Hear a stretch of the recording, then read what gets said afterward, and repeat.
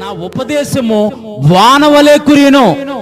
ఆయన ఉపదేశము వానవలే కురుస్తుందంట. ఆయన ఉపదేశము వానవలే కురుస్తుంది.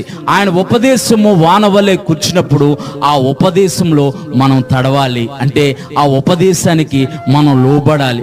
ఆ ఉపదేశాన్ని అనుసారంగా మన జీవితాన్ని మనం కట్టుకోవాలి. అందుకే దేవుడు తన అభయహస్తాన్ని, దేవుడు తన మాటను రూఢిపరుస్తున్నాడు. నా దీవెన మీకు కలుగునట్లు ఆజ్ఞాపించుదును. దేవుడే అంటున్నాడు, నా దీవెన మీకు కలుగునట్లు ఆజ్ఞాపిస్తున్నాను.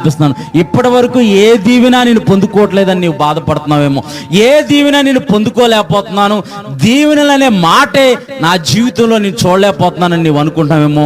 నా దీవెన మీకు కలిగినట్లు నేను ఆజ్ఞాపించుదును అంటున్నాడు. అంటే ఆయన రూఢిగా చెబుతున్నాడు, నా దీవెన తప్పకుండా మీకు కలుగుతుంది. ఈ రాత్రికాల సమయంలో నీవు అనుకుంటూ ఉండొచ్చు, నాకు అప్పుల భారం ఉంది, నా అప్పులు